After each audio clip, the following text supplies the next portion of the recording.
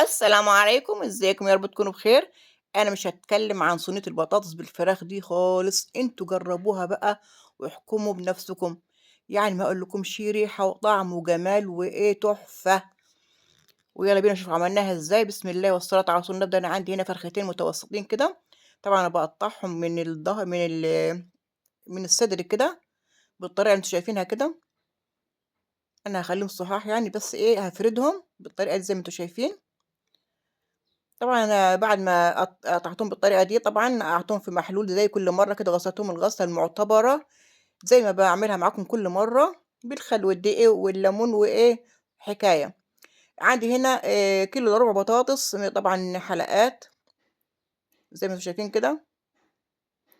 وعندي هنا 3 بصلات عملتهم برضه حلقات رفيّعة بالطريقة دي.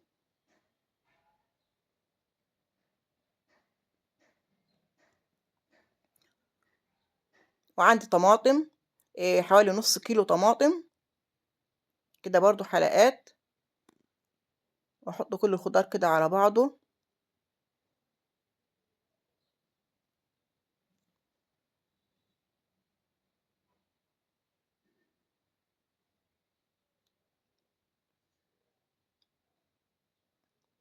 وعندي هنا فلفل رومي وفلفل حامي، يعني 2 رومي كده كبار، وواحدة فلفلة حامي.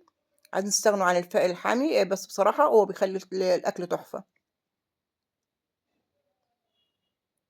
كده تمام. وعندي كده أنا 7 فصوص توم كده هاقطّعهم برضه قطع كده، بيدّي نكهة جميلة جدًا لصينية البطاطس بتاعتنا.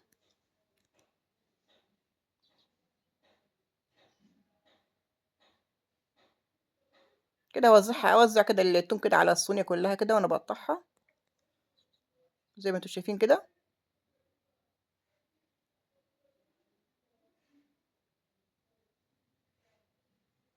كده جهزت الصينية بتاعتنا. كده عندي هنا 7 بهارات، وعندي هنا فلفل أسود، وطبعًا الملح بتاعنا نضبّطه، بارُش ملح يعني كده. دي كل التوابل بتاعتنا، 7 بهارات، فلفل أسود، ملح.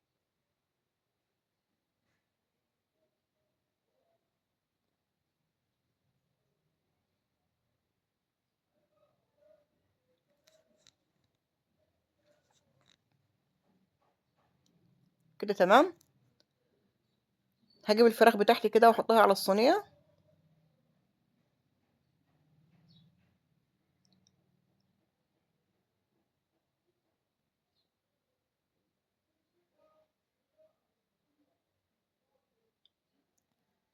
كده تمام خالص.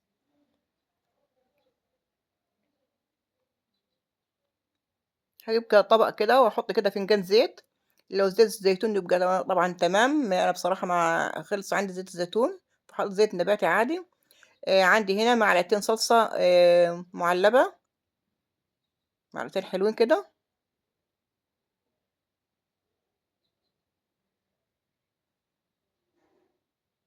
وأحط هنا فلفل أسود و7 بهارات،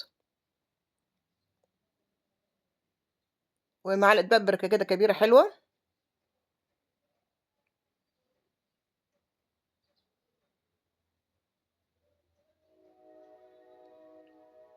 وعندي الملح، معلقة ملح كده.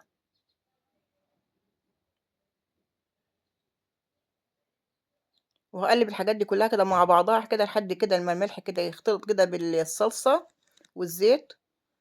هاقلبهم تقليبة حلوة خالص كده.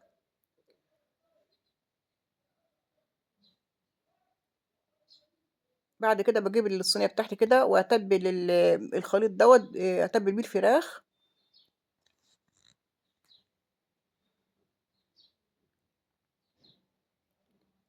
طبعًا أنا بادخّله في الجلد كده، ويعني ما اخلّيش حتّة كده ما فيهاش من الخلطة دي. تتبيلة حلوة جدًا.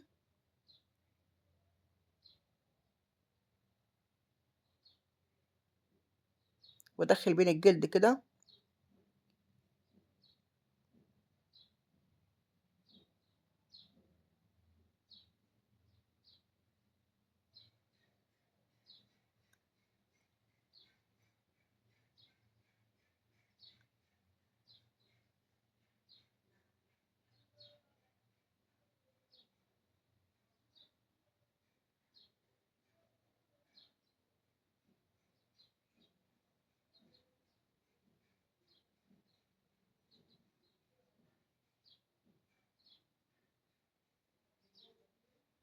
كده تمام.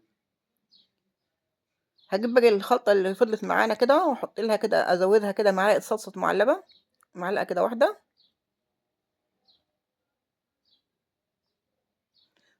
وأحط كده كوباية مَيّة يعني مَج مَيّة كده زي ما أنتم شايفينه كده. طبعًا مش هاحط ملح تاني لإن أنا حاطة ملح على الخضار، وحاطة التوابل بتاعتي على الخضار، وهاوزّعهم كده على الصينية.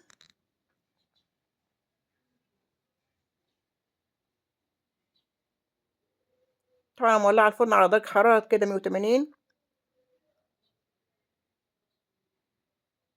باحطها كده على الساج من تحت كده، وآخر مرحلة في التسوية كده باولع الشواية حوالي 5 دقايق.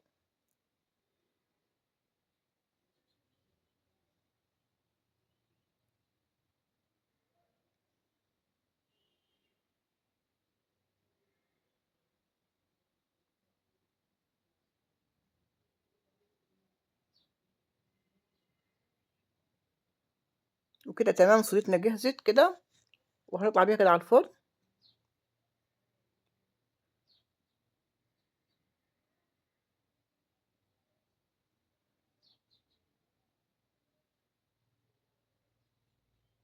وشايفين الصينية بتتكلم عن نفسها، تحفة وفي منتهى الجمال.